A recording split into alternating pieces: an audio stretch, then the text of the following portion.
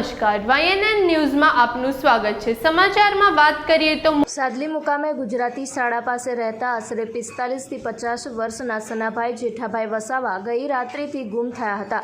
તેનો મૃતદેહ દિવેર નર્મદા કેનાલમાંથી મળેલ છે। આજરોજ તારીખ 14 ઓગસ્ટ બપોરે સાદલી દિવેર વચ્ચે આવેલ નર્મદા કેનાલમાં લાશ હોવાની શિનોર પોલીસને જાણ થતાં તુરંત દિવેર સાદલી વચ્ચે આવેલ નર્મદા કેનાલ પાસે આવીને મૃતદેહ બહાર કાઢતા તેની ઓળખ થઈ હતી, જે ગુમ થયેલ સાદલીના સનાભાઈ જેઠાભાઈ વસાવા જૂના ભીલવાડાના હતા। કેનાલમાં કૂદી પડવાથી કે લપસી જવાથી કે અન્ય કારણોસર ડૂબી જવાથી મૃત્યુ થયાનું અનુમાન છે।